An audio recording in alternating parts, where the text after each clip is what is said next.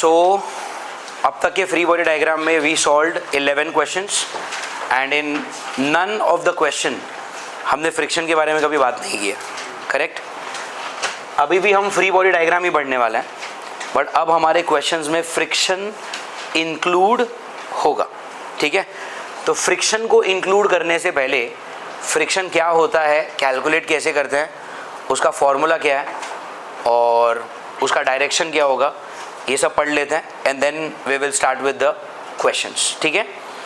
So we will start with a very simple question कि मान लो इस ग्राउंड पे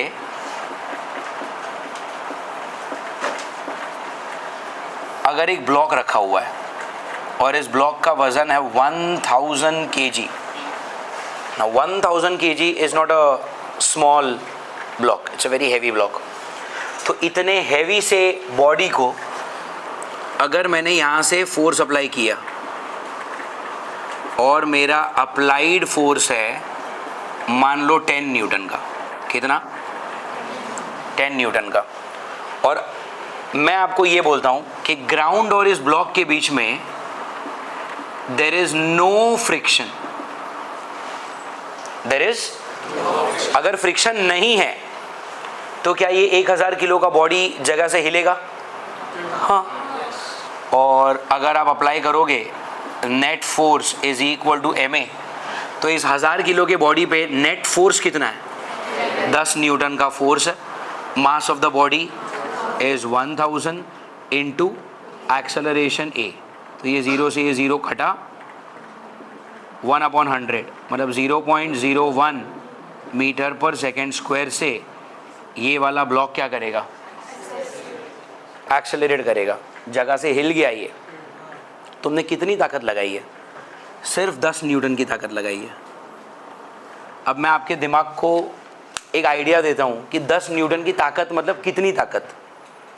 मान लो सड़क पे एक छोटा सा पत्थर गिरा है और उस पत्थर का वजन है सिर्फ 1 किलो, 1 किलो। तो मान लो मुझे एक छोटा सा पत्थर मिला, रैंडम शेप, उसका मास कितना है? तो इस पत्थर के ऊपर वेट लगेगा mg, m कितना 1, g कितना, तो कितना हो गया? Are you getting it? 1 kilo के पत्थर को उठाने के लिए जितनी ताकत लगती है ना, उतना ही ताकत लगाया मैंने यहाँ पे, और ये 1000 किलो की बॉडी जगह से हिली और एक्सेलरेट करी 0.01 मीटर पर सेकेंड स्क्वायर से। Are you understanding? तो इतना हैवी सा बॉडी और उसको जगह से एक्सेलरेट करने के लिए, उसको जगह से हिलाने के लिए मुझे सिर्फ कितनी ताकत लगानी पड़ी? 10 न्यूटन। और 10 न्यूटन मतलब क्या? उतना ही वजन है ये जितना एक किलो के पत्थर का होता है, उतनी ही ताकत। 1 किलो का पत्थर नहीं इमेजिन कर पा रहे हो तो कभी ग्रोसरीज खरीदने गए होंगे, मम्मी के साथ कभी मार्केट गए होंगे, 1 किलो आलू, 1 किलो टमाटर, 1 किलो भिंडी, कुछ तो खरीदा होगा। तो वो 1 किलो का जो वजन है, कितना ज़्यादा वजन, ना के बराबर, आराम से उठा लेता है यार। एक 16-17 साल का लड़का लड़की 1 किलो का वजन नहीं उठा पाएंगे। उतना हल्का वजन और उतनी ही ताकत से मैंने 1000 किलो की बॉडी को जगह से हिला दिया। ये मैं क्यों कर पाया? क्योंकि वो 1000 किलो की बॉडी जिस ज़मीन पे मैंने रखी है, जिस ग्राउंड पे मैंने रखी है, वहाँ पर फ्रिक्शन नहीं है, इसलिए ये सब हो रहा है। रियल लाइफ में ऐसा कौन सा ज़मीन है जिसके ऊपर आपको फ्रिक्शन नहीं मिलने वाला? कुछ नहीं, ऐसा तो पॉसिबल ही नहीं है ना। जितना भी स्मूथ सरफेस बना लो, थोड़ा बहुत तो फ्रिक्शन होगा ही। रोड कितना भी अच्छा बना लो, टायर्स के साथ रोड का थोड़ा तो फ्रिक्शन होगा ही। Are you getting it? तो रियल लाइफ में कंप्लीटली फ्रिक्शनलेस सरफेस ना के बराबर बनेगा आपका, थोड़ा बहुत तो फ्रिक्शन होगा ही। Are you getting it? अब मैं जिस स्टेज पे खड़ा हूँ, इस स्टेज पे भी तो काफ़ी ज़्यादा फ्रिक्शन है, तभी तो मैं आसानी से चल भी पा रहा हूँ। Are you getting it? पक्का? ओके। यहाँ पर 1000 kg की बॉडी क्या जगह से हिलेगी? Answer is yes. और कितने ताकत से? ना के बराबर। 1 किलो के पत्थर को उठाने के लिए जितनी ताकत लग रही है, उतनी ही ताकत मैंने यहाँ पर लगाई और फिर भी ये बॉडी जगह से हिल गया। ये इसीलिए पॉसिबल हुआ क्योंकि इसको जिस ग्राउंड पे रखा था वहां पर फ्रिक्शन नहीं था। Are you getting it? But हमको पता है कि ये सारी बातें सिर्फ बोर्ड पे ही अच्छी लगती है, इमेजिनरी बातें हैं कि भाई यहाँ पर फ्रिक्शन नहीं होगा, रियल लाइफ में ऐसा कुछ होने वाला नहीं है। तो हम ये देखते हैं कि रियल लाइफ में अगर इस 1000 किलो की बॉडी को मैंने ग्राउंड में रखा होता तो मुझे उसको जगह से धक्का देके हटाने के लिए कितनी ताकत लगानी पड़ती। So now I am drawing the ground and then I have a body. Are you getting it? और मैं आपको बता रहा हूं कि इस बॉडी के साथ और ग्राउंड के साथ, इन दोनों का आपस में जो बीच में फ्रिक्शन का फोर्स है, जिसे हम क्या कहते हैं, फ्रिक्शनल फोर्स। मैं आपको बता रहा हूं कि फ्रिक्शनल फोर्स है 2000 newton. How much? 2000 newton. Are you getting it? पक्का? ओके। अब ये कहां से आया, इसको कैसे कैलकुलेट किया, ये मैं आपको बाद में बताऊंगा। अभी के लिए सिर्फ मान लो कि ग्राउंड और इस बॉडी के बीच में जो फ्रिक्शन लग रहा है, जो या फिर जो फ्रिक्शन है, वो कितना है? 2000 newton. Are you getting it? अब यहां पर एक लड़का है जो इस ग्राउंड को इस ब्लॉक को, ग्राउंड को नहीं सॉरी, ब्लॉक को पुश कर रहा है। और कितनी ताकत लगाई इसने? मान लो ये वही लड़का है जिसने इस ब्लॉक को धक्का दिया था। अब इस लड़के को नहीं पता कि यहाँ पे फ्रिक्शन आ चुका है, तो उसने पहले जितनी ओरिजिनल ताकत लगाई, कितनी ताकत लगाई? 10 न्यूटन की। The boy is trying to pull और is trying to push the block to the right. Friction क्या करेगा? मोशन को अपोज करता। फ्रिक्शन ऐसे केसेस में मोशन को अपोज करता है। तो ये जो लड़का है वो इस ब्लॉक को राइट तरफ धक्का दे रहा है, तो फ्रिक्शन किस तरफ होगा? उल्टा। फ्रिक्शन होगा उल्टा, मतलब फ्रिक्शन लगेगा यहां पे उल्टा। मैंने फ्रिक्शन का एरो नीचे बनाया, क्यों समझा आपको? क्योंकि फ्रिक्शन तो इन दोनों के कांटेक्ट पे हो रहा है ना, मैंने फ्रिक्शन यहां पर बनाया। Are you getting it? This blue colour का arrow is my frictional force, जिसको हम स्मॉल f से लिखेंगे। आ रहा है समझ में? अब लड़के ने धक्का कितना दिया है? 10 न्यूटन का। तो फ्रिक्शन भी अपने आप को कितना बना लेगा? 10 न्यूटन का बना लेगा। और ये वाला 10 और ये वाला 10 आपस में कैंसिल हो जाएगा, और ये जो ब्लॉक है वो अपने जगह से हिलेगा नहीं। Are you understanding? लड़के ने धक्का कितना दिया, तो फ्रिक्शन भी खुद को कितना बना लेगा? तो ये वाला 10 और ये वाला 10 कैंसिल हो गया। क्यों कैंसिल हो गया? अपोजिट डायरेक्शन, ये लग रहा है राइट में, वो लग रहा है लेफ्ट में, और मैग्नीट्यूड कैसा है? सेम। ये भी 10, ये भी 10, equal in magnitude, opposite in direction. दोनों वेक्टर एक दूसरे को क्या करेंगे? कैंसिल करेंगे। इस वाले 10 ने इस वाले 10 को कैंसिल किया, और ये बॉडी जगह से हिलेगा नहीं। ये आ रहा है समझ में? पक्का? ओके। अब लड़कों को समझ में आ गया कि ये भाई हिल नहीं रहा, कोई नहीं। अब वो अपनी ताकत बढ़ा के 10 से 100 कर देगा। उसने अपनी ताकत कितनी कर दी? 10 से 100। तो जैसे ही वो 10 से 100 हो जाएगा ना, फ्रिक्शन भी 10 से 100 हो जाएगा। Are you understanding? तो ये वाला 100 इस वाले 100 को वापस कैंसिल कर देगा, और अभी भी वो जो ब्लॉक है वो अपने जगह से हिल नहीं रहा। Are you getting it? अब लड़के ने ताकत और बढ़ा दी, इसने 100 से 500 कर दिया। तो फ्रिक्शन भी खुद को 100 से 500 कर लेगा, और ये वाला 500 ये वाले 500 को कैंसिल कर देगा, और अभी भी वो ब्लॉक जगह से हिला नहीं। Are you getting it? ये अपने दोस्तों को बुला कर आया, बोला मुझसे अकेले से तो नहीं हो रहा। Are you getting it? अब दो दोस्त मिल के धक्का दे रहे हैं, और दोनों की मिल के ताकत लगी 1800 न्यूटन।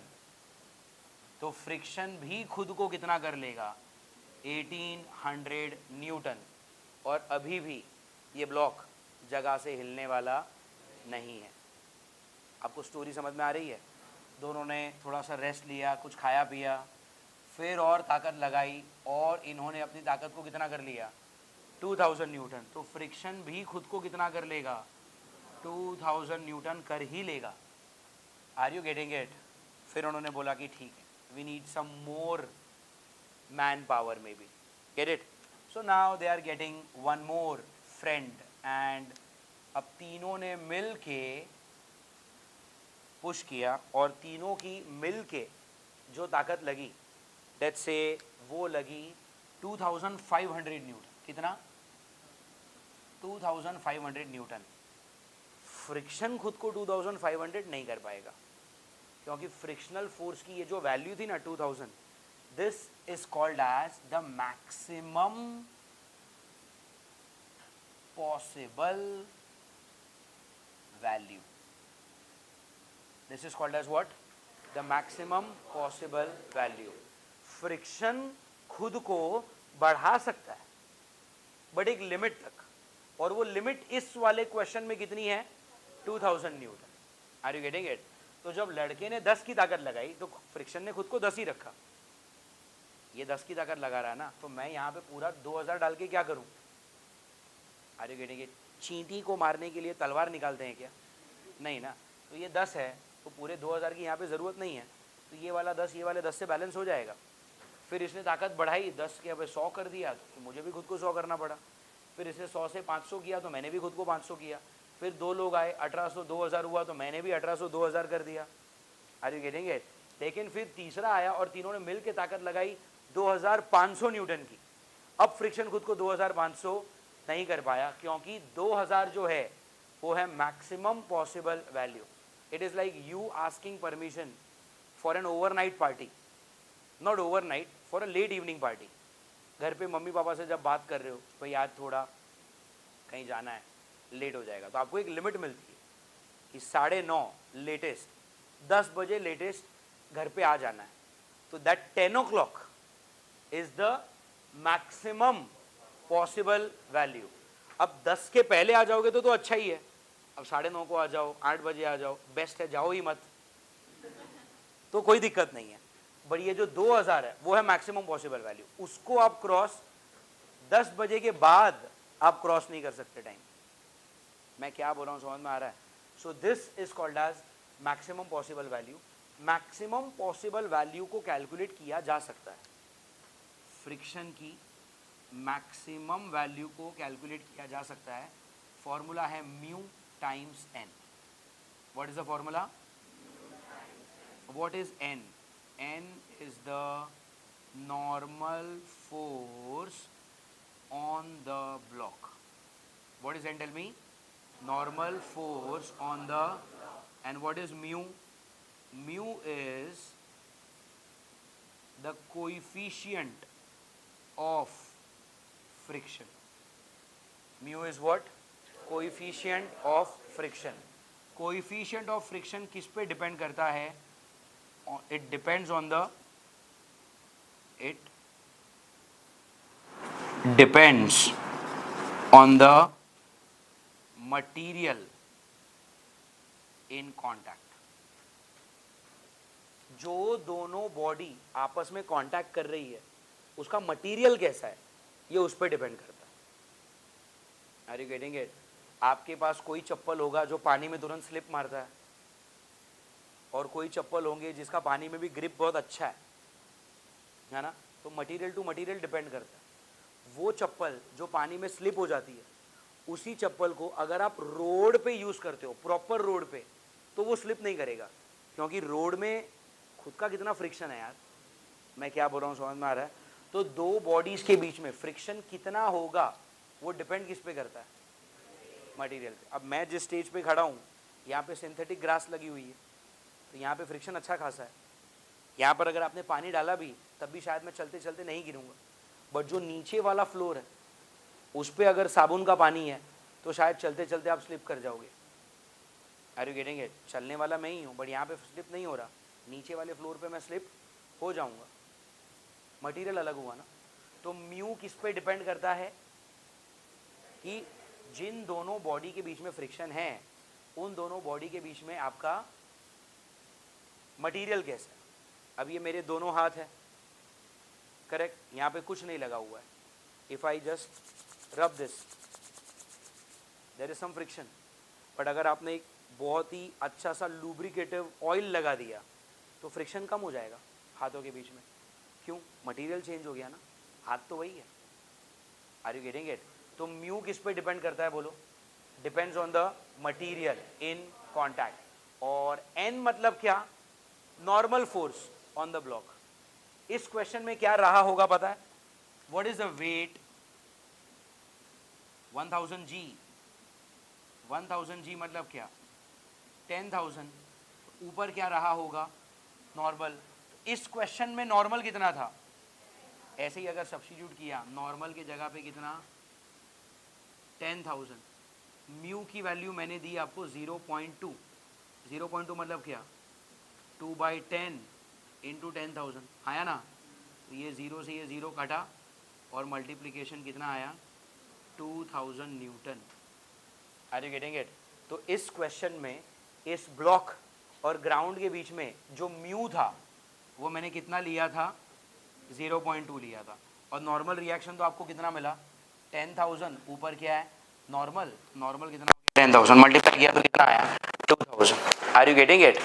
तो इस क्वेश्चन में maximum possible value of the frictional force जो मैंने लिखी थी शुरुआत में 2000, वो इस कैलकुलेशन से आई थी। ये मैंने माइंड में किया था, अभी मैं आपको बता रहा हूँ।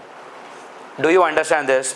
नाउ तीनों लड़कों ने मिलके कितनी ताकत लगा ली है अभी तक? 2500 न्यूटन। क्या फ्रिक्शन खुद को 2500 कर पाएगा? फ्रिक्शन की मैक्सिमम वैल्यू कितनी थी? Are you getting it? मतलब अब ये ब्लॉक अपनी जगह से हिल गया। अब ये ब्लॉक अपनी जगह से हिल गया। Do you understand? समझ में आ रही है? पक्का? ओके। अब फ्रिक्शन के बारे में you know what is the beauty कि शुरुआत में म्यू की वैल्यू कितनी दी थी मैंने? 0.2। जब ये अकेला लड़का था उसने 10 न्यूटन की ताकत लगाई, है ना? तो फ्रिक्शन ने खुद को कितना कर लिया? अच्छा, जब ये तीनों भी लड़के नहीं थे, none of the boys were there, कोई पुश कर ही नहीं रहा, तो फ्रिक्शन भी खुद को 0 करता है। जब आप बॉडी को हिलाने की कोशिश ही नहीं कर रहे तो फ्रिक्शन क्यों आएगा? फ्रिक्शन तो तब आएगा ना जब आप मोशन करने की कोशिश कर रहे हो, तब मैं आपको रोकने आऊंगा। Are you getting it? मान लो ये वाले बॉडी को ऐसा, मैं आपको बता रहा हूं, चलो यहां पर हम फ्रिक्शन ले लेंगे। म्यू की वैल्यू है मान लो 0.3 और बॉडी को मैं ले लेता हूं 10 किलो। मेरा सवाल ध्यान से सुनना। What is the maximum possible value of the frictional force in this case? What is the formula? Force की मैक्सिमम वैल्यू क्या होती है? Mu into N. म्यू कितना है? 0.3 मतलब 3/10। इस केस में नीचे वजन कितना? 100। ऊपर क्या है? Normal reaction. तो नॉर्मल रिएक्शन कितना आ गया? 100। है ना? ये 0 से ये 0 कटा, कितना हो गया? 30 न्यूटन आपके फोर्स की मैक्सिमम वैल्यू है। इसका मतलब ये नहीं कि मैं हमेशा 30 न्यूटन देकर ही बैठूंगा। Are you getting it? इसका मतलब ये नहीं है कि हमेशा 30 न्यूटन लगेगा। डिपेंड करता है कि यहां से धक्का कितना आ रहा है। अब फिलहाल मान लो आपको इस 10 किलो की बॉडी को कोई पुश कर ही नहीं रहा। Nobody is trying to push. If nobody is trying to push, तो क्या ये बॉडी मूव करने की कोशिश कर रही है? तो जब मूव होने की कोशिश ही नहीं हो रही है तो फ्रिक्शन है ही नहीं। Are you getting it? So if nobody is pushing right now, the friction is what? 0. Are you getting it? If nobody is pushing, what is the value of friction? Tell me. 0. क्या ये समझ में आ रहा है? पक्का? अब अगर मैं इसको पुश करता हूं और मेरा अप्लाइड फोर्स है 10 न्यूटन, मतलब अब मैंने बॉडी को वहां से हटाने की कोशिश की है। Now I am trying to push this body and make it move. Now friction will be activated. अब वो एक्टिव होगा क्योंकि अब हिलाने की कोशिश हो रही। तो आपने कितनी ताकत लगाई, तो अब यहां से फ्रिक्शन भी आ जाएगा। Are you getting it? Friction हमेशा उल्टा लगेगा, ये तो कॉमन सेंस है।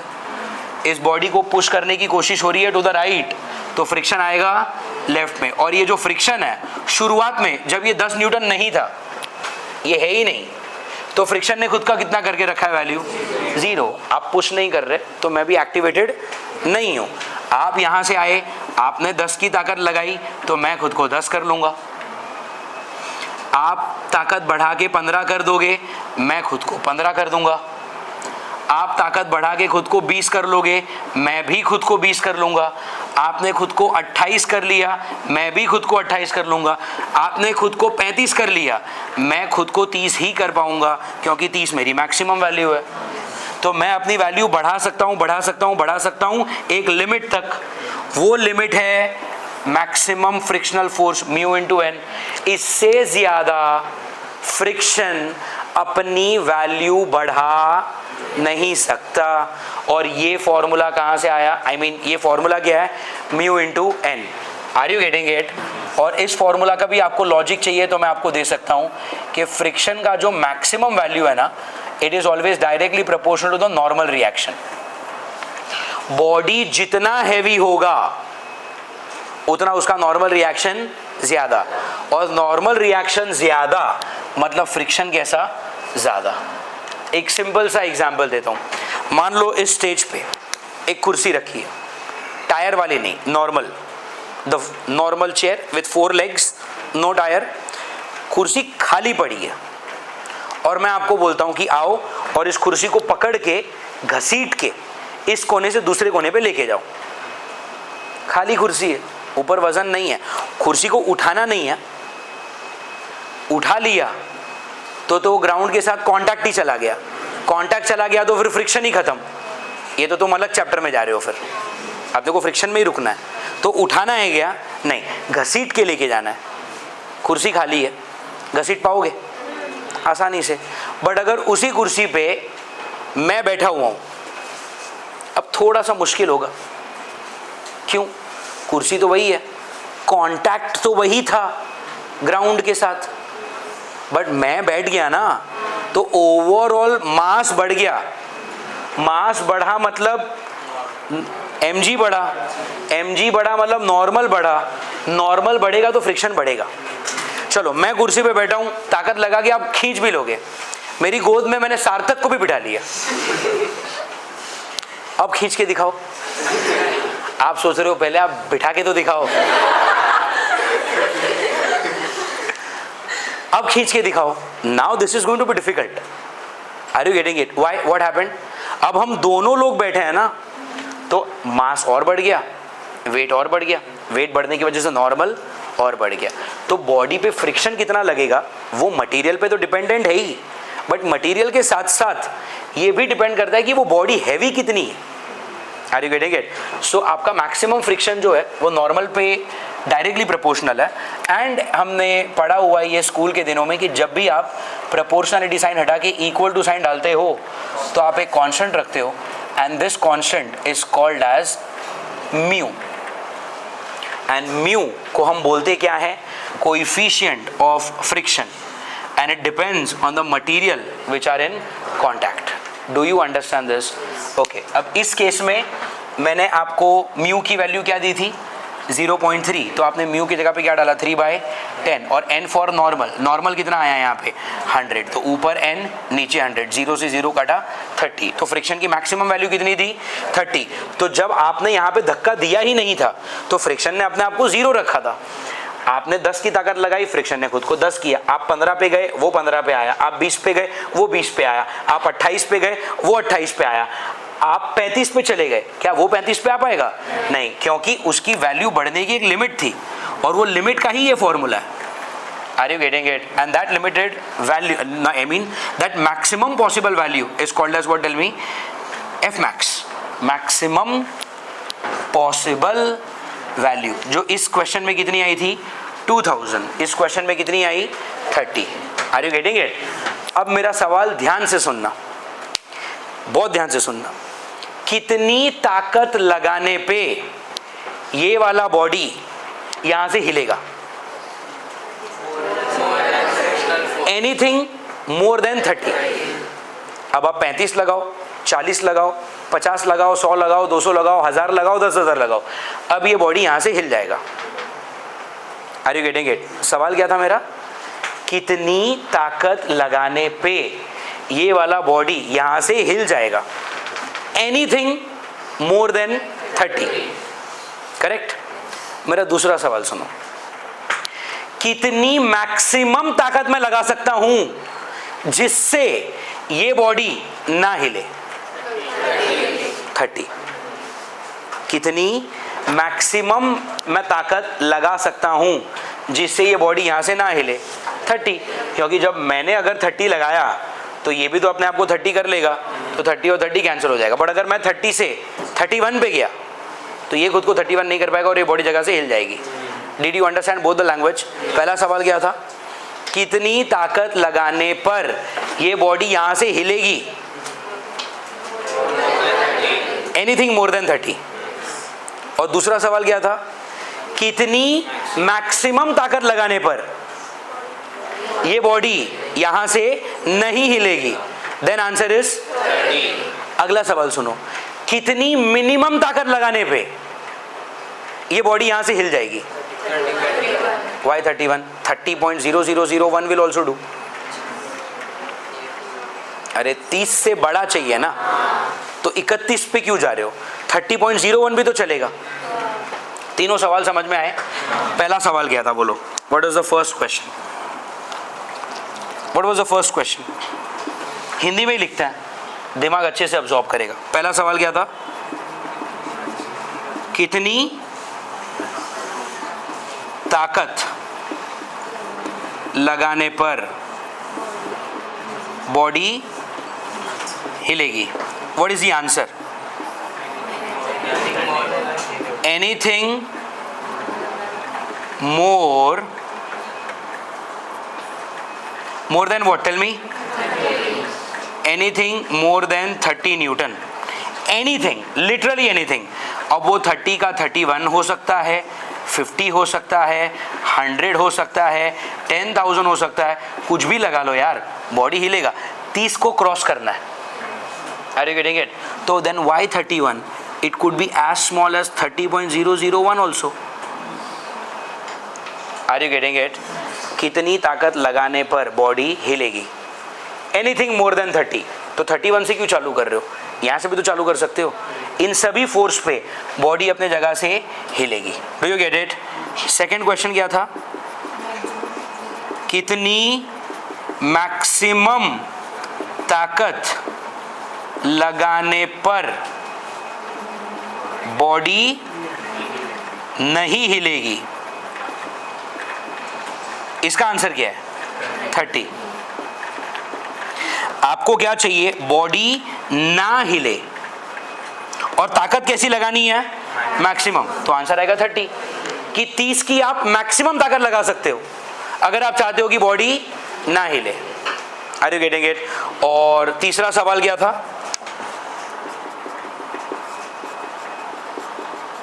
कितनी मिनिमम ताकत लगाने पर बॉडी हिलेगी? इसका आंसर क्या है?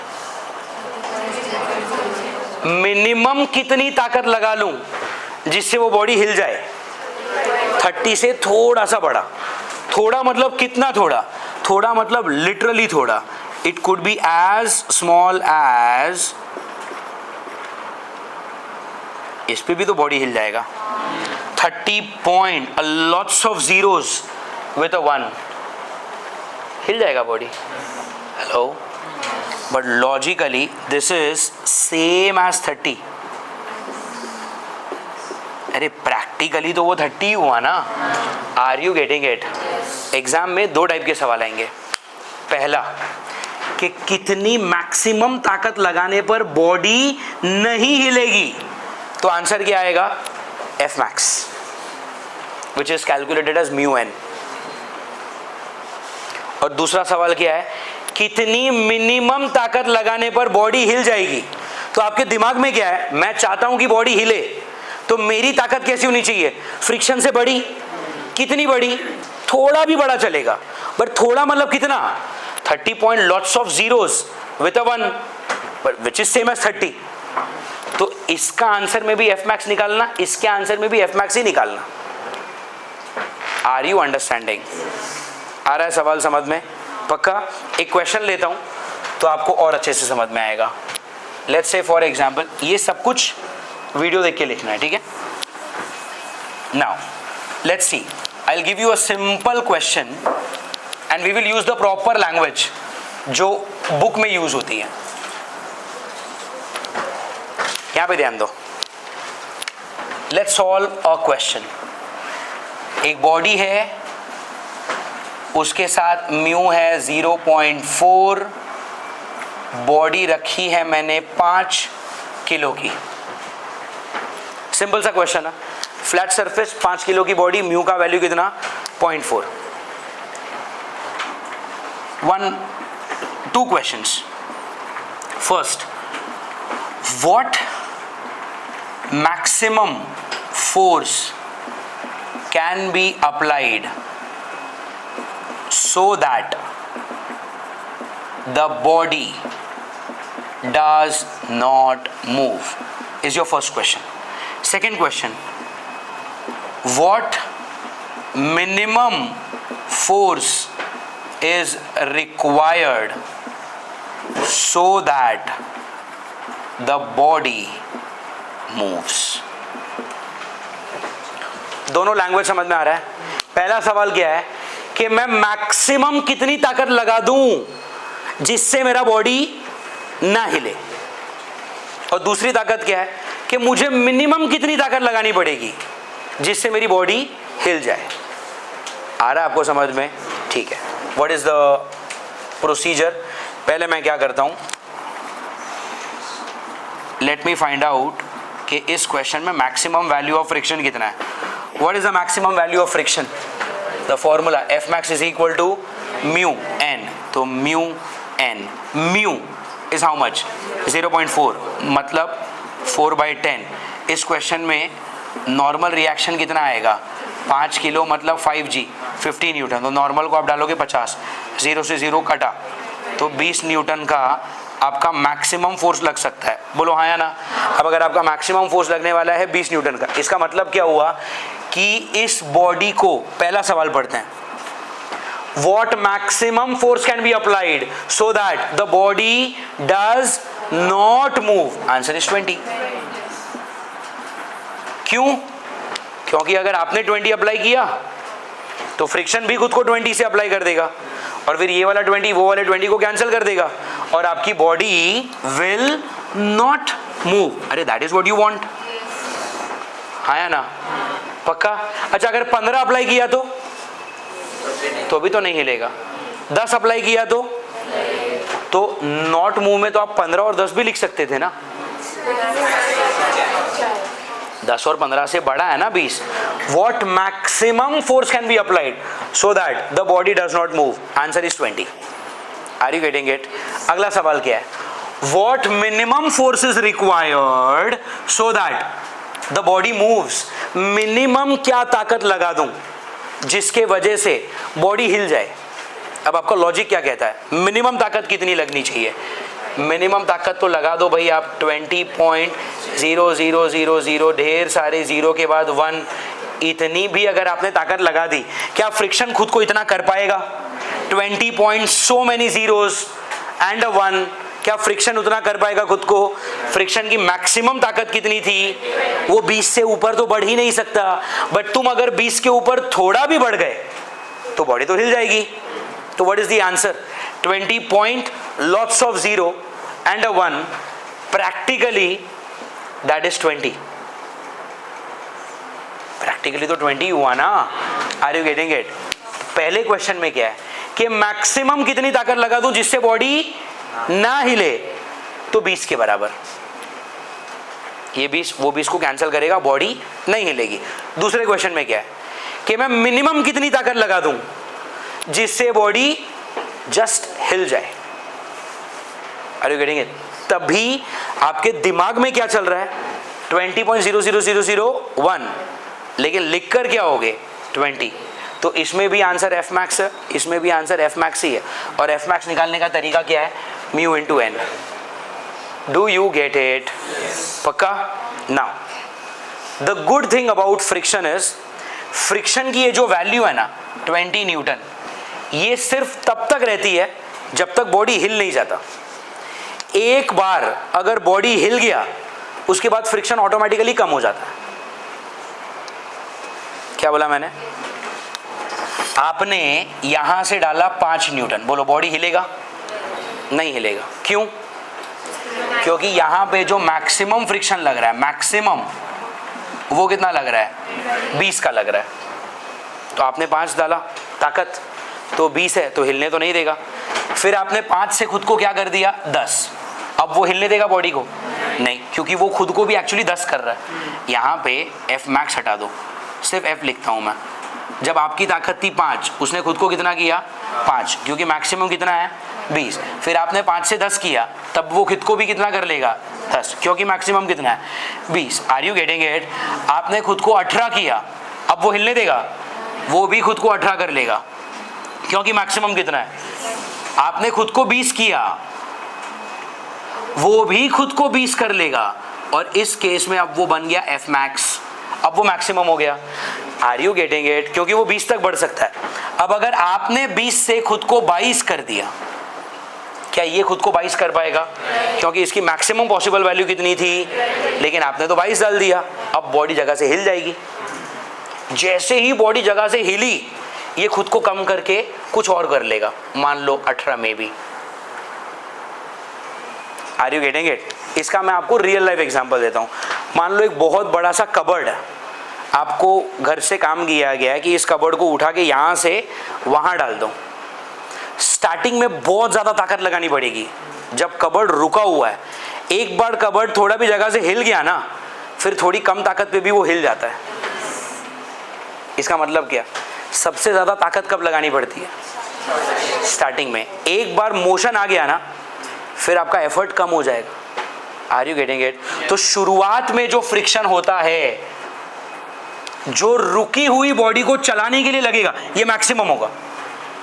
एक बार बॉडी हिल गई, एक बार बॉडी, तो फिर फ्रिक्शन नेचुरली कम हो जाता है। Are you getting it?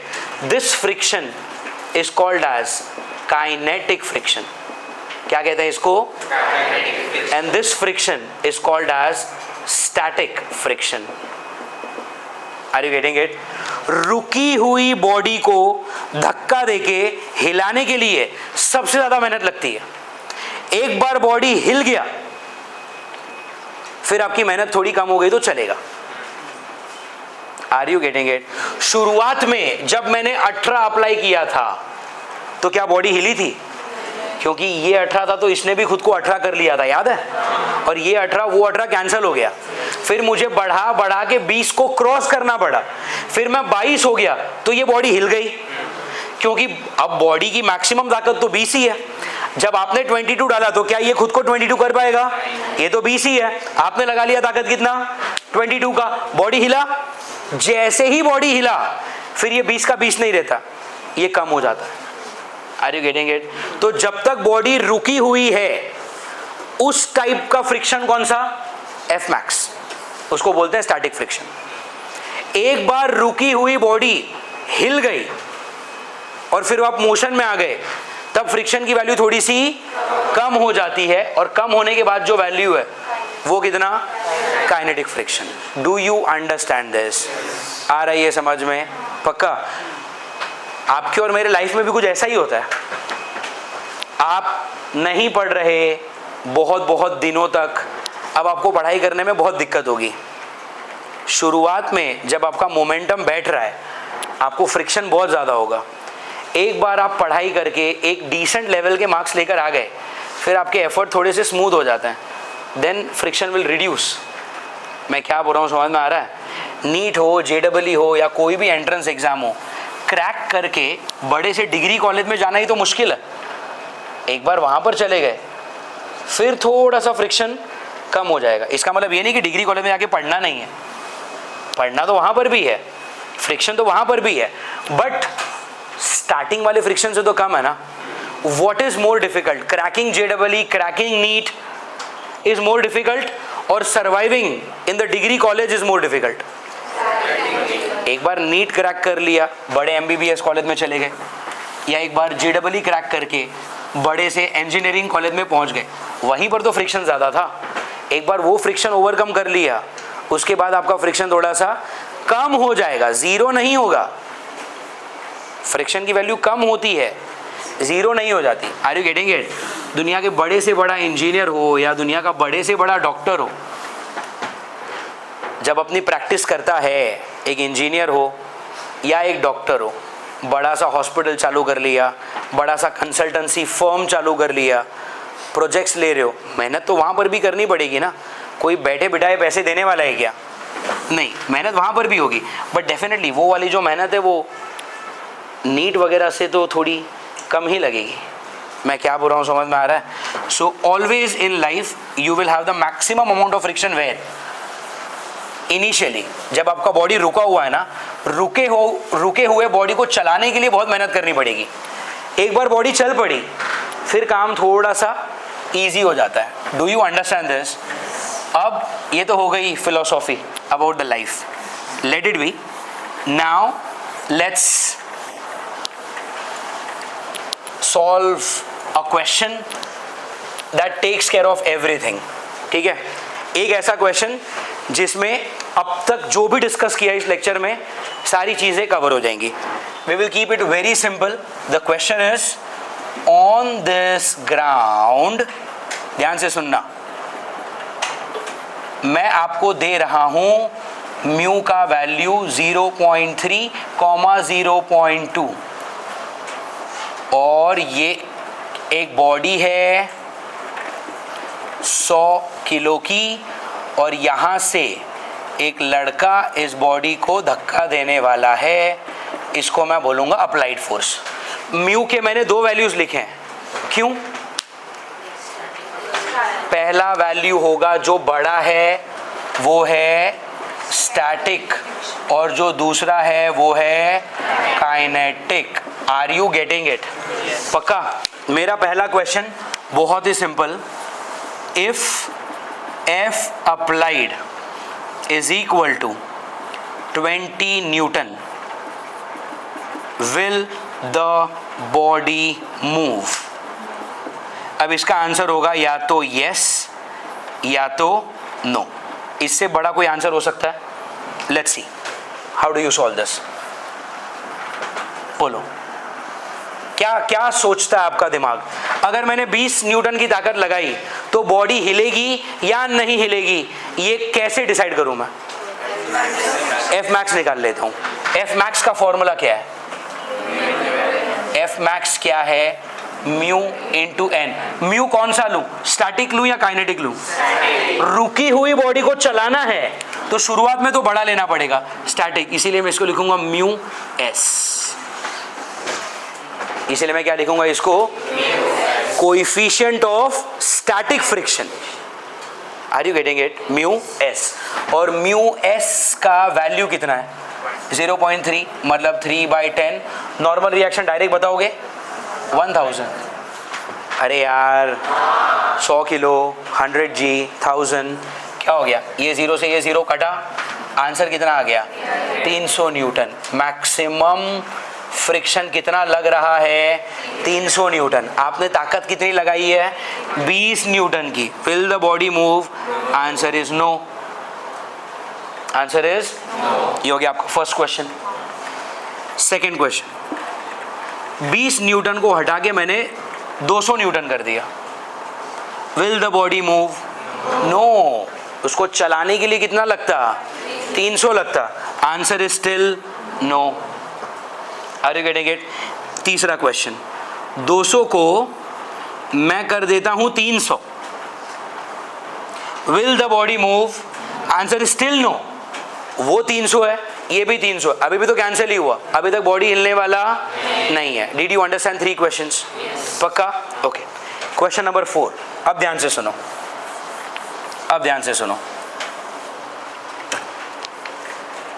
Question number 4, what minimum force is needed to make the body move. Language समझो, अब्सॉर्ब करो और बताओ, मिनिमम कितनी ताकत लगा दूं जिससे ये बॉडी हिल जाए? आंसर क्या है? मिनिमम ताकत लगानी है तो आपके दिमाग में क्या चल रहा है कि भाई फ्रिक्शन की मैक्सिमम वैल्यू कितनी है? 300 न्यूटन की। तो मुझे मिनिमम ताकत क्या लगानी पड़ेगी? 300.0000, अ few zeros followed by a 1 Newton. इतनी ताकत से ये बॉडी हिल जाएगी। बट एग्जाम में आप ये नहीं लिख कर आ सकते ना, क्योंकि डेसिमल के बाद कितने जीरोस हैं इसका कोई नियम नहीं है। कोई 4 जीरो लिख कर आएगा, कोई 6 जीरो लिख कर आएगा, कोई 10 जीरो लिख कर आएगा। Are you getting it? But इसका लॉजिक क्या है? 300 से थोड़ा सा बड़ा लगा दो यार, तो आपकी बॉडी जगह से हिल जाएगी। अब वो थोड़ा सा इतना थोड़ा है कि आप उसको 300 ही लिख दो, चल जाएगा। Are you getting it? But आपके दिमाग को पता है कि ये 300 नहीं है, 300 से थोड़ा बड़ा है, बट अभी एग्जाम में 300 लिखा तो चलता है। Are you getting it? What is the question? What minimum force is needed to make the body move? Actual answer is this, but you can write this, and this is nothing but your F max.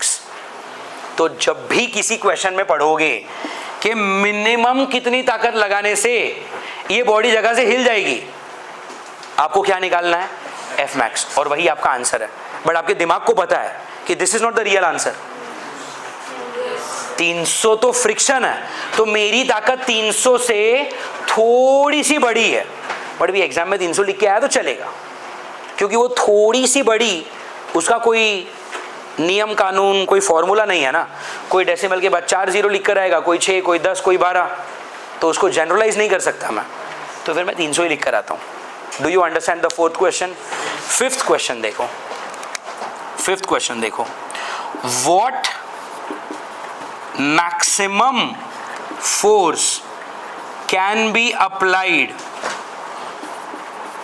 such that the body does not move? Question क्या है? Maximum कितनी ताकत लगा दूं जिससे मेरा body ना हिले? 300। क्योंकि अगर तुम 300 से ऊपर थोड़ा भी गए तो बॉडी हिल जाएगी। बट आपको क्या चाहिए? Body does not move. But wait, अगर मैं बॉडी को नहीं हिलाना चाहता तो मैंने अगर 10 न्यूटन अप्लाई किया तो भी तो नहीं हिलेगा, क्योंकि ताकत तो 300 की है। तो आप 10 क्यों नहीं लिख रहे? अरे मुझे मैक्सिमम लिखना है कि मैक्सिमम क्या ताकत लगा दूं जिससे बॉडी ना हिले। तो यहां पर भी आंसर क्या आएगा? अच्छा, यहां पर एक्चुअली 300 है कि इधर वही है 300.000001? वो नहीं है, क्योंकि अगर 300 से डेसिमल के बाद जीरोस डाल के 1 डाला तो बॉडी हिल जाएगी।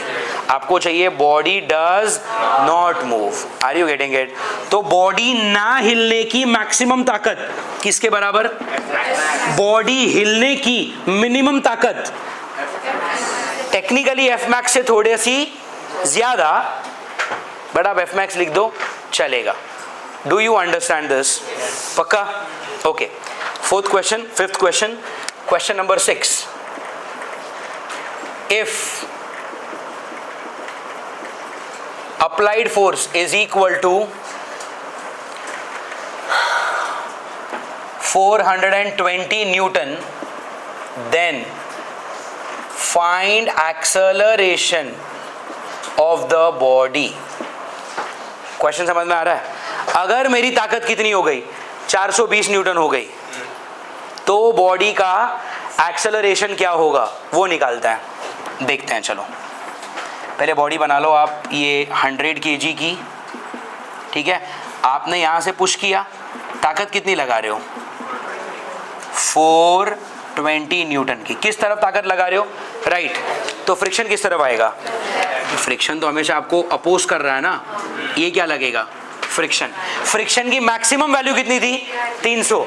क्या आपकी ताकत 300 को क्रॉस कर गई है? मतलब अभी बॉडी हिलेगा, बॉडी हिलेगा तभी तो एक्सेलरेशन पूछ रहा हूं। Are you getting it? Okay. तो इस तरफ आपने ताकत कितनी लगाई? 420। उस तरफ से फ्रिक्शन कितना है? गलत, गलत। अब आपका फ्रिक्शन काइनेटिक हो गया। 300 तो आपका स्टैटिक फ्रिक्शन था, ये कब लगता? जब बॉडी रुकी हुई है। अब 420 डाल दिया ना, फ्रिक्शन की वैल्यू कितनी है? बॉडी हिल चुका है, बॉडी जैसे हिला तुरंत फ्रिक्शन कैसा? काइनेटिक। तो इस फ्रिक्शन को मैं लिखूंगा मैं एफ काइनेटिक। एफ काइनेटिक का फॉर्मूला है mu kinetic N. F maximum क्या है? Mu static into N. F kinetic क्या है? Mu kinetic into N. What is your mu kinetic? Mu kinetic ये रहा।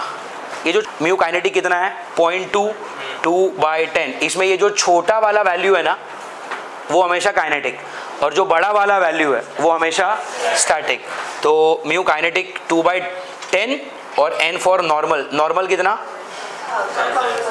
नॉर्मल हाँ 100 kg 1000, नॉर्मल आ गया 1000।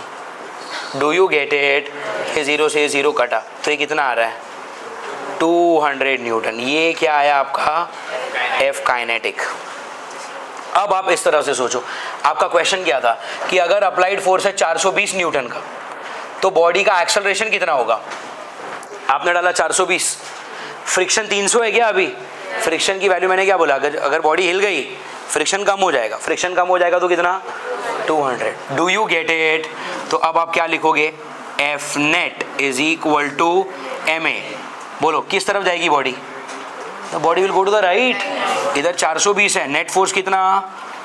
420 to the right, 200 to the left, subtract होगा mass of the body 100, acceleration 420 में से 200, 220 नीचे 100, एक्सेलरेशन 2.2 मीटर पर second square. Do you get it? That is how you calculate the acceleration. Are you getting it? एक और सवाल, if the maximum, if a force is applied to make sure that the body moves, and if we continue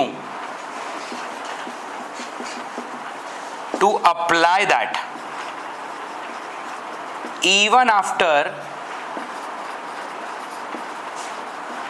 the body has moved, then what is the acceleration? Question को पढ़ो, 2 बार पढ़ो, 4 बार पढ़ो, और आप जिस लैंग्वेज में सोचते हो, हिंदी, मराठी, इंग्लिश, उसमें ट्रांसलेशन करो और फिर इसका सल्यूशन सोचते हैं। क्या लिखा है? If a force is applied to make sure that the body moves. एक ऐसा फोर्स अप्लाई किया जिसके वजह से ये बॉडी जगह से हिल गई। शुरुआत में उसको जगह से हिलाने के लिए कितनी ताकत लगानी पड़ती? शुरुआत में तो बॉडी रुका हुआ है, रुके हुए बॉडी को हिलाने के लिए जो फ्रिक्शन लगता है वो मैक्सिमम होता है, स्टैटिक फ्रिक्शन। क्या लिखा है यहाँ पे? If a force is applied to make sure that the body moves, मतलब कितनी ताकत की बात हो रही है? Actually 300 point a few zeros and a 1, but हम सॉल्व करते वक्त क्या लिखते हैं? मतलब अगर मैंने 300 न्यूटन का ताकत अप्लाई किया तो आपकी बॉडी हिल गई। जैसे ही बॉडी हिली, फ्रिक्शन अभी भी 300 या कम हो गया? कम हो गया, कितना बन गया है? 200 बन गया है। बट आपका सवाल क्या है? If we continue to apply even after the body has moved, body हिल चुकी है तभी भी आप 300 ही अप्लाई कर रहे हो, अब कितना एक्सेलरेशन होगा? तो क्या करोगे? ये आपका बॉडी, ताकत कितनी लगाई आपने? 300 न्यूटन, बट आपके दिमाग को पता ये 300 नहीं है, 300.00001 है। इससे बॉडी हिल गई। जैसे ही बॉडी हिली, क्या अभी भी फोर्स 300 का है?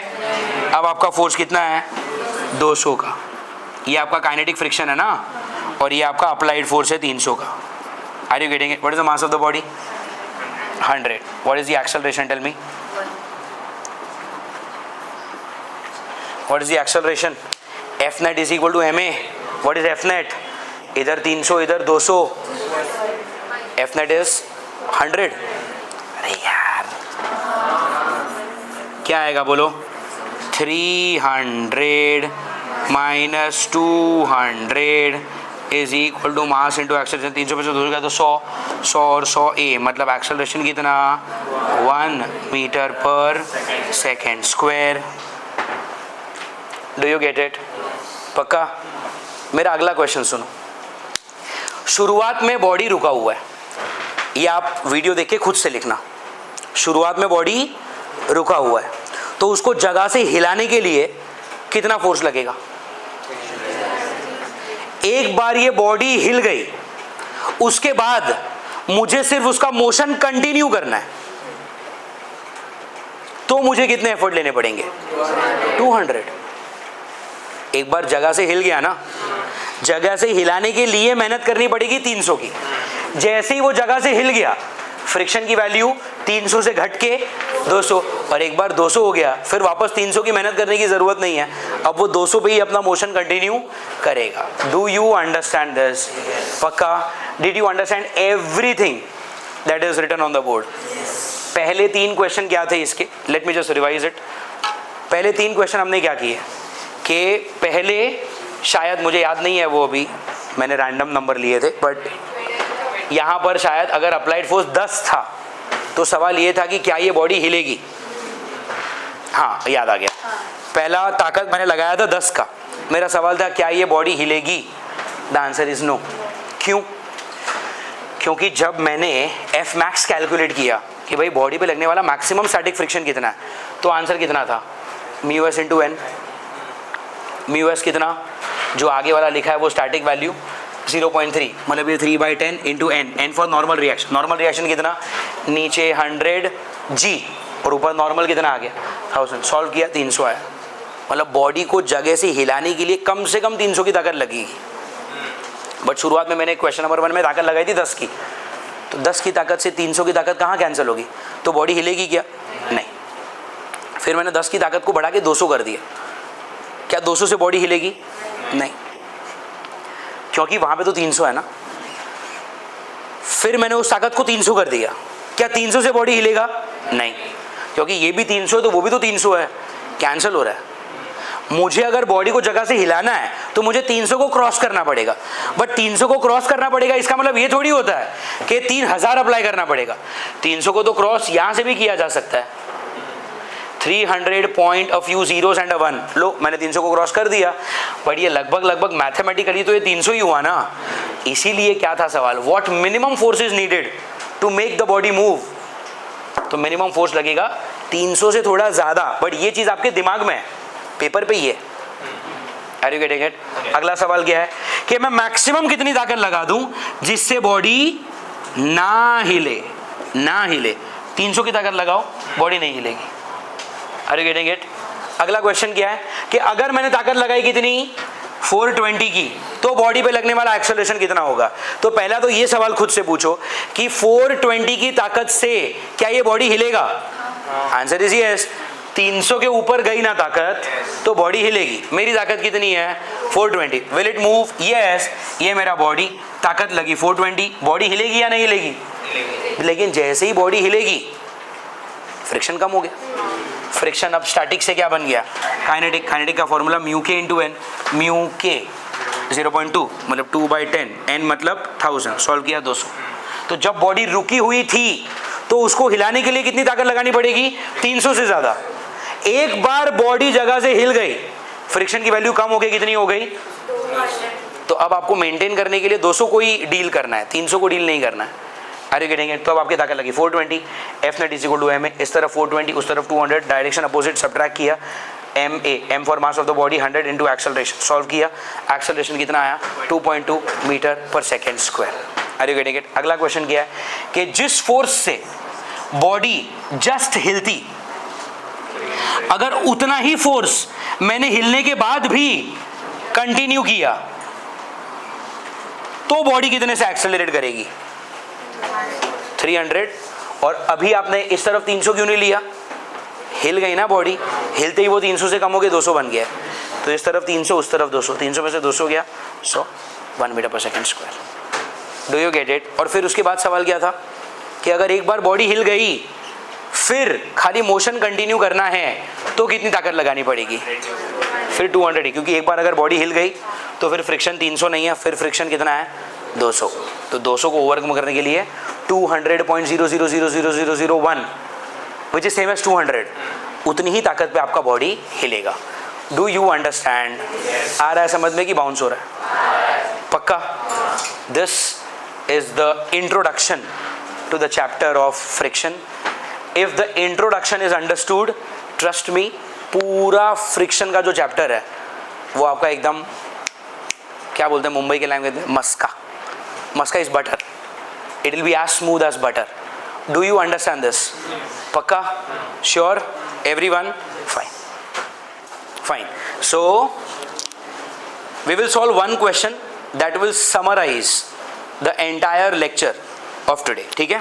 What is that question? तो ये देखो, we have on this ground एक बॉडी रखा हुआ है और let's say थोड़ा सा odd नंबर लेता हूँ मैं, the body is of 18 kg और फ्रिक्शन दिया है 0.4/0.3, 0.4 and 0.3। संकेत सर फोकस अब कर लो एक बार वापस, मैं रिस्क नहीं लेना चाहता। बट बिना लिखे कैसे फोकस हो गया वो? अच्छा वो फ्रेम आ रही है क्या अंदर? ठीक है, अब ये हो रहा है? Fine, let's restart. So now we are solving a question that will summarise the entire lecture. We have a body, mass कितना है? 18 kg। 18 kg के बॉडी को मैंने ग्राउंड पे रखा। It's a flat ground, no inclination with horizontal. आपके friction के मैं आपको दो वैल्यू दे रहा हूँ, 0.4 एंड 0.3। दो वैल्यूज देने का रीज़न क्या होगा? जो बड़ा वाला है वो स्टैटिक है, जो छोटा वाला है वो काइनेटिक है। ये सही है? फाइन। मेरा आपसे पहला क्वेश्चन है, first question that I wish to solve is, can an applied force of 20 Newton move this body? क्या एक 20 न्यूटन का अप्लाइड फोर्स इस बॉडी को अपने जगह से हिला पाएगा? अब हाँ या ना बोलने के लिए हमको पहले ये चेक करना पड़ेगा कि इस बॉडी पे लगने वाला मैक्सिमम फोर्स ऑफ फ्रिक्शन कितना है। Correct? So how do you verify? Step 1, you calculate the maximum possible friction, F max, जिसका फॉर्मूला होता है mu s times n. What is mu s? 0.4 मतलब 4/10 into n। नॉर्मल रिएक्शन कितना होगा? This is 180, ऊपर लगेगा normal n। Do you get it? ये आएगा 180, ये 0 से 0 कटा, आपका maximum possible value force of friction कितना आ रहा है? 72 न्यूटन। तो 20 न्यूटन की ताकत 72 को ओवरकम तो नहीं करने वाली और आपका बॉडी अपने जगह से हिलने वाला। स्टेप 2 में अगर आपको चाहिए तो आप रीज़न लिख सकते हो, और रीज़न क्या होगा कि the reason is applied force is less than friction का maximum force, therefore the body will not move. Did you answer the first question? Yes. पक्का? Question number 2. Question number 2 ये है कि what maximum force can be applied such that the body does not move? मैं कितनी ज्यादा ताकत लगा दूं जिससे बॉडी नहीं हिलेगा? ऊपर वाले क्वेश्चन में आपने 20 लगाया ताकत, आपकी बॉडी तो नहीं हिली, बॉडी विल नॉट मूव। तो 20 पे बॉडी नहीं हिल रही, 25 पे हिलेगी, 40 पे, 50 पे, 65, 70, 72 पे नहीं हिलेगा। क्योंकि अगर आपने 72 डाला है तो फ्रिक्शन भी तो खुद को 72 कर रहा है, body will still not move. But अगर मैंने 72 का 72.5 कर दिया तो यहाँ पे तो बॉडी हिल गई। आपका क्वेश्चन क्या है? You do not want the body to move, तो आप 72.5 तक नहीं जा सकते, आपको कहां रहना पड़ेगा? तो what maximum force can be applied such that the body does not move? तो आंसर इज 72 न्यूटन ओनली। मतलब इन शॉर्ट आपने क्या निकाला? एफ मैक्स ही तो निकाला, maximum possible force of friction ही निकाला है आपने। Do you get it? Fine. Third question, what minimum force is needed? क्या लिखा है? What minimum force is needed to make the body move? Minimum कितनी ताकत लगा दूं जिससे ये बॉडी हिले? मिनिमम ताकत कैसे निकालोगे? 72.0001 इतने पे ये बॉडी हिल जाएगा। एग्जैक्ट 72 पे नहीं हिलने वाला, क्योंकि 72 तो फ्रिक्शन भी है ना, वो सेटल कर देगा और बॉडी को नहीं हिलने देगा। तो आपकी ताकत कैसी होनी चाहिए? 72 से थोड़ी बड़ी। बट वो थोड़ी बड़ी को जस्टिफाई कैसे करूं? अप्रोक्सीमेटली 72 ही अप्लाई कर दो, तो ये भी तो आपका एफ मैक्स ही है। Are you getting it? तो यहां पे आयरॉनिकली डज नॉट मूव का मैक्सिमम आंसर भी क्या है? F max. And body moves का मिनिमम आंसर भी क्या है? एफ मैक्स ही है। Are you understanding this? पक्का? ये आ रहा है समझ में? Okay. The next question is, if a force of 104 newton is applied, 108 लिख देता हूं चलो। If a force of 108 Newton is applied on the body, what will be its acceleration? अब सुनो, पहले तो ये समझो, 108 की ताकत पे बॉडी हिलेगी या नहीं हिलेगी? क्यों? फ्रिक्शन की मैक्सिमम कैपेसिटी थी 72, आप 72 को क्रॉस कर चुके हो, तो अब आपकी ये बॉडी हिलेगी। ये आपका बॉडी बना देता हूं मैं। बॉडी कितना है? 18 किलो का। आपने अप्लाइड फोर्स, ताकत क्या लगाई है? 108 न्यूटन की आपने ताकत लगाई है। Get it? अच्छा, 108 पे ये बॉडी हिली कि नहीं हिली? हिल चुकी है। 72 क्रॉस हो चुका है, बॉडी हिल चुकी है। बॉडी के हिलते ही फ्रिक्शन क्या बन गया? स्टैटिक है या काइनेटिक बन चुका है? तो अब आपका फ्रिक्शन काइनेटिक बन चुका है। और अगर फ्रिक्शन काइनेटिक बन चुका है तो आपको काइनेटिक फ्रिक्शन कैलकुलेट करना पड़ेगा। काइनेटिक फ्रिक्शन का फॉर्मूला होता है mu kinetic into N. Static friction का फॉर्मूला क्या था? Mu S into N. Kinetic का फॉर्मूला क्या होगा? म्यू के इंटू एन। तो अब आपका म्यू के कितना है? 0.3। तो this is 3/10 into normal. Normal कितना है? ये तो वही होगा ना, ये 180 ऊपर नॉर्मल, यहाँ पे 180, 0 से 0 कटा, 18 3s are 54। Are you getting it? तो जो फ्रिक्शन पहले 72 था, एक बार बॉडी हिली, अपने जगह से चल पड़ी, तुरंत फ्रिक्शन अपने आप को 72 से घटाकर 54 कर देगा। अब आपकी ताकत कितनी थी? 108। आप तो 72 को क्रॉस कर चुके हो, बॉडी तो हिल चुकी है। जैसे ही बॉडी हिली, तुरंत क्या होगा? फ्रिक्शन कम हो गया। तो अब यहां पर फ्रिक्शन कितना हो गया? 54। और आपको क्या चाहिए? What will be the acceleration? करो apply. F net is equal to M A. इस तरफ कितना फोर्स लग रहा है? 108। इस तरफ कितना फोर्स लग रहा है? 54। तो क्या लिखोगे? 108 माइनस 54। माइनस क्यों? Opposite direction. Is equal to mass into acceleration. Mass कितना? 18। Acceleration A. Do you get it? 108 minus 54 is 54, है ना? 8 और 4 10 और 5, correct, is equal to 18a। तो एक्सेलरेशन कितना हो गया? 18 3s are 54, 3 मीटर पर second square. Do you understand this? एक और क्वेश्चन, if a force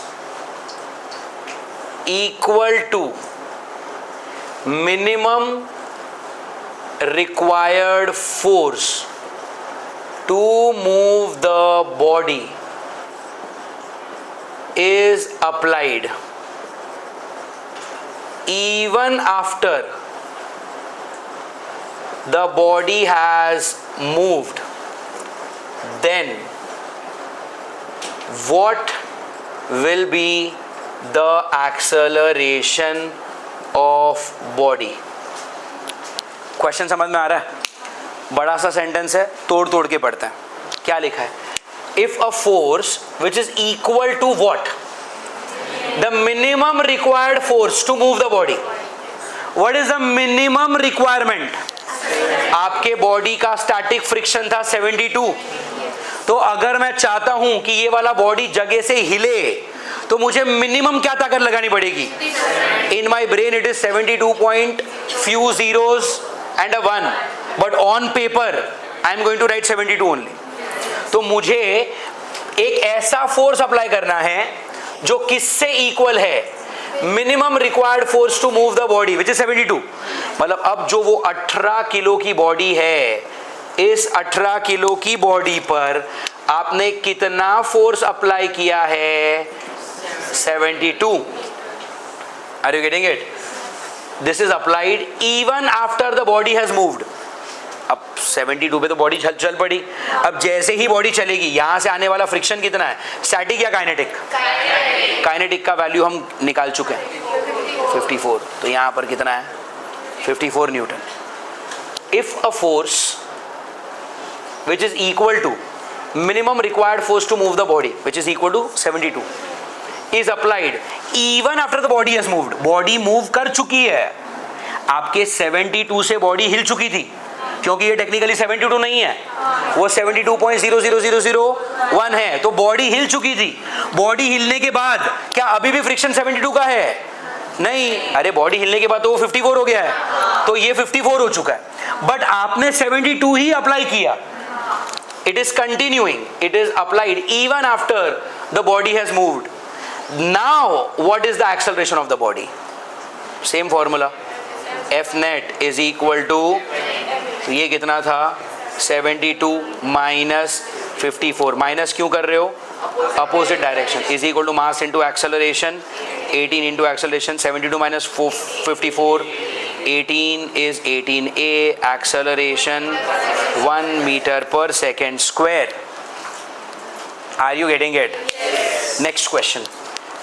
जगह नहीं है, बट आप वीडियो देख कर ही लिखने वाले हो, तो इसी को कॉपी करके फिर आगे जाना.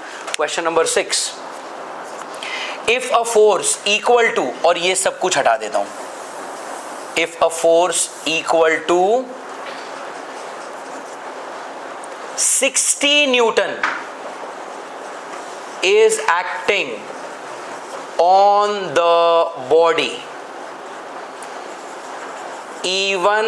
इवन यहां पे नहीं आएगा, after the body has moved, then what will be the acceleration of the body? अब सवाल समझ में आ रहा है? ये जरूरी है. After the body has moved, एक बार बॉडी चल पड़ा तो तुम्हारा फ्रिक्शन 72 है ही नहीं. अब आपका फ्रिक्शन कितना हो चुका है? 54. और अब मैंने if a force equal to how much? अब मेरा अप्लाइड फोर्स है 60. शुरुआत में जब ये बॉडी रुकी थी, उस वक्त अगर 60 डाला होता तो बॉडी हिलता ही नहीं, क्योंकि जब बॉडी रुका हुआ है तब तो फ्रिक्शन 72 है ना static.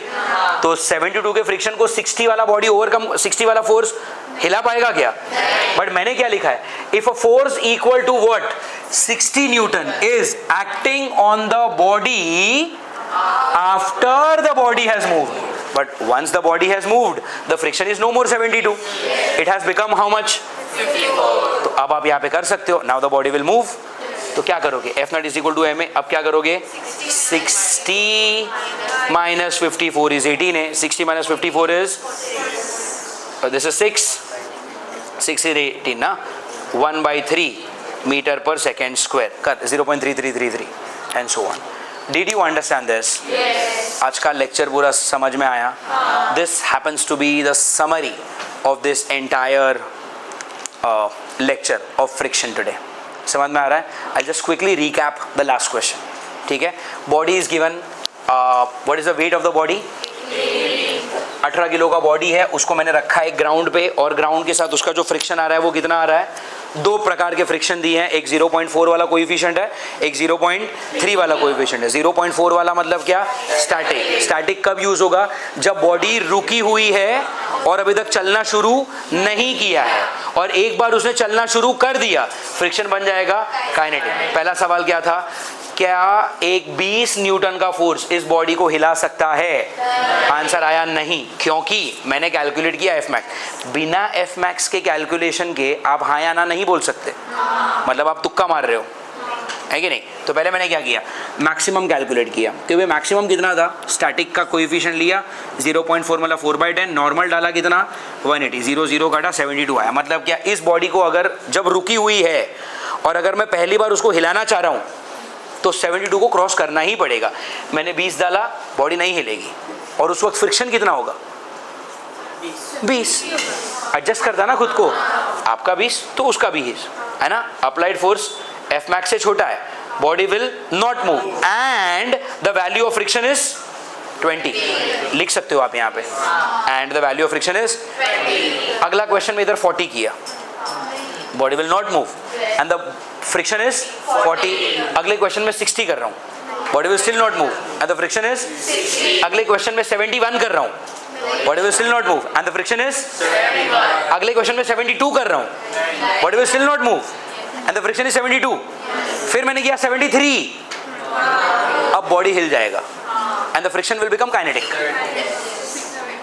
Body will move, no, friction will become kinetic, फिर वो बन जाएगा 54। चलो इधर बाद में आता है, पहले यहाँ तक समझा आपको। सेकंड क्वेश्चन क्या है कि मैं मैक्सिमम क्या फोर्स डालूं जिससे मेरी बॉडी ना हिले?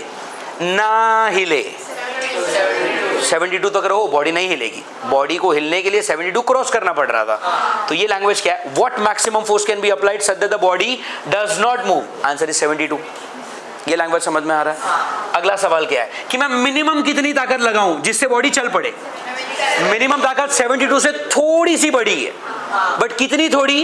डेसिमल के बाद कुछ, जीरो के बाद 1, बट वो कुछ जीरो के बाद 1 को जस्टिफाई कैसे करूं? अप्रोक्सीमेटली 72 ही लिख दो यार। Are you getting it? तो मैक्सिमम ताकत जिससे ना हिले एफ मैक्स, मिनिमम ताकत जिससे बॉडी चल पड़े F max. But here in this case आपके दिमाग को पता है कि ये एग्जैक्टली एफ मैक्स नहीं है, उससे जरा सा वो बड़ा है। ये समझ में आ रहा है?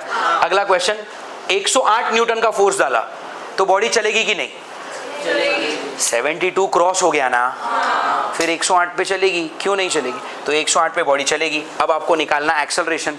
बट वेट, अगर 108 72 से बड़ा है, बॉडी चल पड़ी है, बॉडी चल पड़ी तो फ्रिक्शन स्टैटिक नहीं है, फ्रिक्शन तो काइनेटिक बन गया। तो अगर आपका फ्रिक्शन काइनेटिक बन गया तो काइनेटिक कैलकुलेट करो, म्यू के इंटू एन। फॉर्मूला तो वही है ना, ये था म्यू एस इंटू एन, वो क्या आएगा? म्यू के इंटू एन। म्यू के मतलब ये छोटा वाला कोएफिशिएंट 0.3, 3/10, n इज 180। सॉल्व किया 54 आया। इस तरफ 108, इस तरफ 54, F net equal to M है, दोनों को माइनस किया 54 आया। 18 है, एक्सेलरेशन कितना आया? 3। Do you get it? 108 के जगह पर 60 डाला, बट कब? चल पड़ी उसके बाद। जब तक नहीं चली थी और 60 डाला, रुकी हुई बॉडी पे 60 क्या 71 डाला तो भी कहां हिल रहा था, 72 डाला तो भी कहां हिल रहा था। तो रुकी हुई बॉडी को 71 72 न्यूटन नहीं हिला पा रहा तो 60 कहां से हिलाएगा। बट एक बार बॉडी चल पड़ी फिर तो फ्रिक्शन की वैल्यू ही कम हो जाती है ना। और अगर वैल्यू ही कम हो चुकी है, क्या लिखा है यहाँ पे, if a force equal to 60 newton is acting on the body after the body has moved. Do you understand the importance of this line? एक बार बॉडी चल पड़ा उसके बाद आपका फ्रिक्शन स्टैटिक है कि काइनेटिक? और काइनेटिक है तो अब वो 72 है ही नहीं, अब वो कितना है? और अगर वो 54 है तो आप यहाँ पर क्या डालोगे, 60 minus 54 is mass into acceleration, minus हुआ 6, 18, 6/18, 1/3 मीटर पर second square. Do you understand this? पक्का आ रहा है सबको समझ में? Fine, we are done for the day.